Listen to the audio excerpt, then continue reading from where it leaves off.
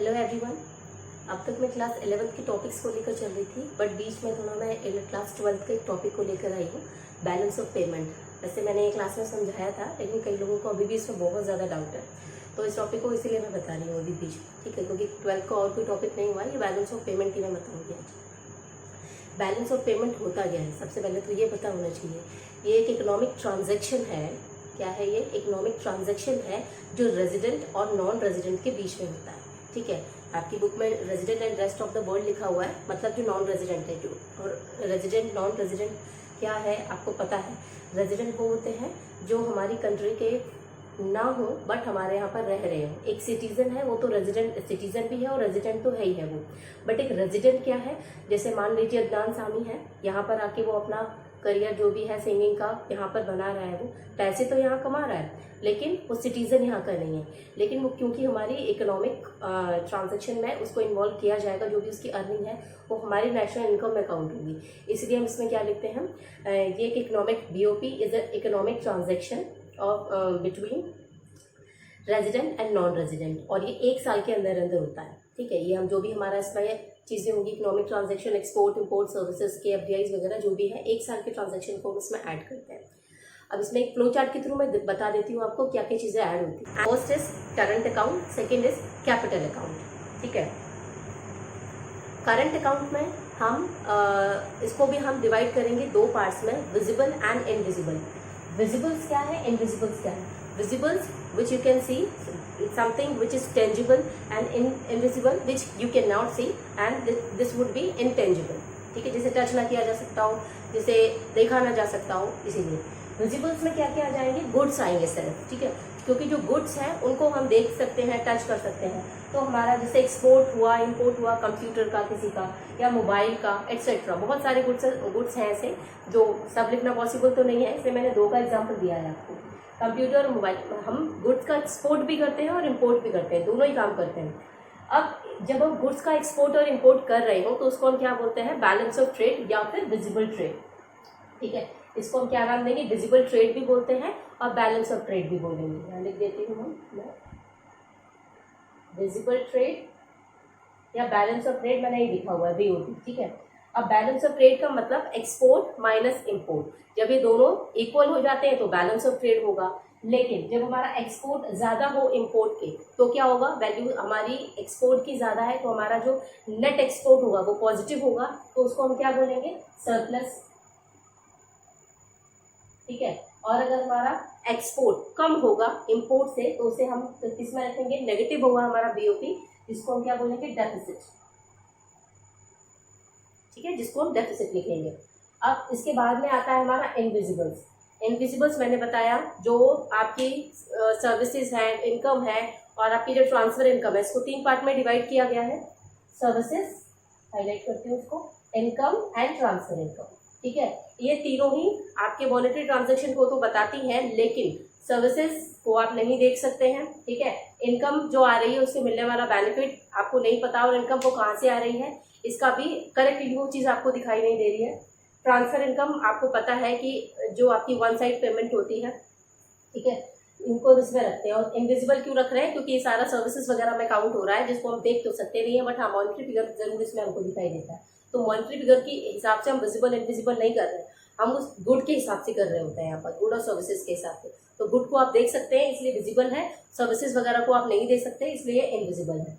जैसे banking service हो गया, आपका शिपिंग हो गया, इंश्योरेंस हो गया, ये सारी सर्विसेज ऐसी हैं जिसे आप देख नहीं सकते, लेकिन हाँ सर्विसेज के बदले आपको चार्ज करना पड़ता है। लेकिन और अगर कोई आपके यहाँ पर सर्विस को ले रहा है तो आप चार्ज करेंगे अदर्स पर, others in the sense other country की मैं बात कर रही हूँ, क्योंकि यहाँ पर हम ट्रांजेक्शन किसका करते हैं, रेजिडेंट और नॉन रेजिडेंट का, ठीक है। रेजिडेंट हमारे यहाँ का हुआ, यानी कंट्री की टेरिटरी के अंदर जो रह रहा हो, नॉन रेजिडेंट जो आउट ऑफ द कंट्री हो, out of the country in the sense जो कंट्री का ना हो, ठीक है, सिटीजन ना हो, ना ही रेजिडेंट हो। इनकम में क्या आ गया, डिविडेंड और प्रॉफिट। अब डिविडेंड प्रॉफिट कैसा, जैसे कि अगर मैं एक एग्जांपल लूँ, US कंपनी है, वो इंडिया में कोई कंपनी के साथ में अपना बॉन्ड अप करती है, और उसने ये सोचा हुआ है कि मतलब मुझे बेनिफिट होगा यहाँ से, ठीक है। वो इसीलिए यहाँ पर अपना कंपनी जो है डालेगी और किसी के साथ मान लीजिए पार्टनरशिप कर रही है वो, तो उसका जो भी पार्टनरशिप का जो पैसा होगा, क्योंकि अल्टीमेटली उसका बेनिफिट यहाँ पर होना चाहिए तभी उसने वो काम किया है। तो जो हमारे यहाँ काम कर रहे हैं वो सब ठीक है, लेकिन उसका जो प्रॉफिट निकलेगा ना, वो प्रॉफिट हमने भेज दिया यूएस में, ठीक है। और मान लीजिए इंडियन कंपनी है जो बाहर किसी के साथ में अपना शेयर करती है, ठीक है, उसके साथ में कोई कंपनी के शेयर्स वगैरह लेती है, ओनरशिप लेती है वो, तो वहां पर उसका जो भी बेनिफिट होगा वो यूएस कंपनी इंडिया में भेज दे। तो इन दोनों का ही जो हम माइनस करते हैं, जिसका मान लीजिए कि हमारा बेनिफिट ज्यादा है तो ये हमारा सरप्लस होगा, अगर उनका बेनिफिट ज्यादा है तो ये उनका सरप्लस होगा। अल्टीमेटली ये हमारा एक्सपोर्ट और इम्पोर्ट किसका, सर्विसेज का हो रहा है, इन दोनों को माइनस करके हम नेट वैल्यू निकालते हैं। ये आपका इनकम हो गया, डिविडेंड और प्रॉफिट आप समझ रहे होंगे। ट्रांसफर इनकम में क्या है, रेमिटेंसेज। अगर बाहर आपके फादर जॉब करते हैं, मतलब आउट ऑफ द कंट्री किसी दूसरे देश में, और वो यहाँ पर अगर पैसा भेज रहे हो, दैट इज रेमिटेंसेज।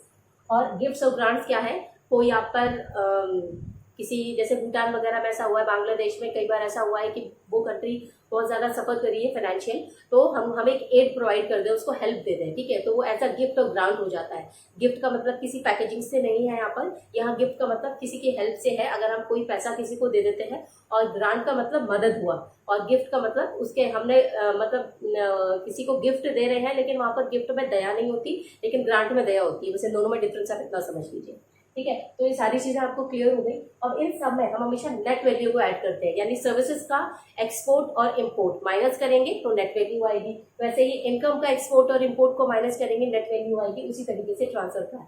तो ये अल्टीमेटली हमारा कैपिटल अकाउंट पूरा होता है, जहाँ पर विजिबल आइटम्स और इनविजिबल आइटम्स हम दोनों को ऐड करते हैं। नेक्स्ट है हमारा कैपिटल अकाउंट, ठीक है। कैपिटल अकाउंट, कैपिटल अकाउंट को भी हम 3 पार्ट्स में डिवाइड करते हैं, investment, external assistant and banking reserve. Investment में क्या आ जाएगा हमारा, एफडीआई और एफपीआई।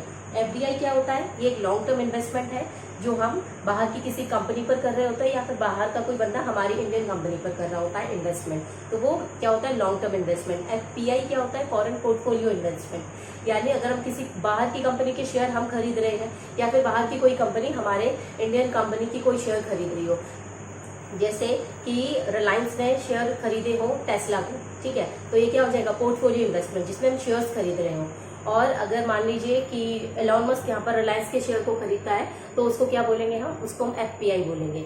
एफडीआई क्या होता है कि किसी रिलायंस में उसकी प्रॉपर पार्टनरशिप हो, टेस्ला कंपनी रिलायंस के साथ में एड ऑन हो जाए और उसकी प्रॉपर पार्टनरशिप हो, कितनी भी परसेंटेज में, वो 10% से हमेशा ज़्यादा होती है, ठीक है, इसलिए उसको हम एफपीआई में करते हैं। इसका परसेंटेज वाइज भी हम 10% से हमेशा इसको ऊपर रखते हैं। तो फॉरेन डायरेक्ट इन्वेस्टमेंट होता है लॉन्ग टर्म के लिए, फॉरेन पोर्टफोलियो इन्वेस्टमेंट होता है शॉर्ट टर्म के लिए, ठीक है। और यहाँ पर हम नेट वैल्यू को क्यों करते हैं, क्योंकि हम भी कुछ एफडीआईज करते हैं बाहर, और बाहर की कुछ कंपनीज हमारे यहाँ पर एफडीआईज करती हैं, एफपीआई एफडीआईज दोनों। तो हम जब इसका एक्सटर्नल एफडीआई और इंटरनल एफडीआई इन दोनों को माइनस करेंगे तो हमारा नेट इन्वेस्टमेंट निकल कर आता है, जिसको हम अल्टीमेटली बैलेंस ऑफ पेमेंट में काउंट करते हैं। उसके बाद में एक्सटर्नल असिस्टेंस का मतलब हेल्प हुआ। अगर हम बाहर से किसी कंट्री से हेल्प ले रहे हो, या बाहर की कोई कंट्री जैसे नेपाल भूटान है, उसको हम असिस्टेंस प्रोवाइड कर रहे हो, उसकी कोई फाइनेंशियल कंडीशन सही नहीं है, उसके लिए इंडियंस ने उनको पैसा दिया, तो ये क्या हुआ, ये असिस्टेंस हुआ जो हमने प्रोवाइड किया। वहीं हम अगर अमेरिका से ले रहे हो या IMF वर्ल्ड बैंक से ले रहे हो, तो इसको भी हम क्या बोलेंगे, एक्सटर्नल असिस्टेंस बोलेंगे। जैसे एक्सटर्नल कमर्शियल बोरोइंग में काउंट करते हैं। और शॉर्ट टर्म डेब्ट क्या हुआ आपका, कि जैसे हमने किसी प्राइवेट कंट्री से हमने उधार लिया है।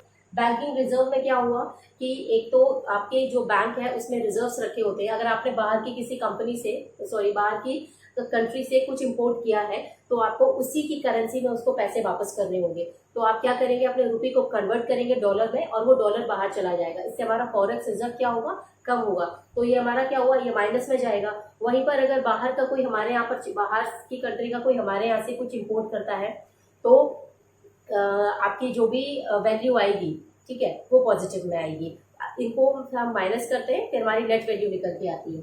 दूसरा डिपॉजिट्स है यहाँ पर, कि जो एलन मस्क है वो इंडियन कंपनी, इंडियन बैंक में डिपॉजिट कर रहा हूँ, ठीक है, और हम जो है जो अंबानीज हैं वो जाके बाहर यूएस की फेडरल रिजर्व में डायरेक्टली, वो वहाँ का सेंट्रल बैंक है, वहाँ पर किसी बैंक में अपना डिपॉजिट कर रहे हो। तो हमारा एक्सटर्नल डिपॉजिशन, इंटरनल डिपॉजिशन, इनको जब हम माइनस करते हैं तो हमारा नेट डिपॉजिशन निकल के आता है, तो हमारी नेट बैंकिंग रिजर्व्स निकल के आएंगी।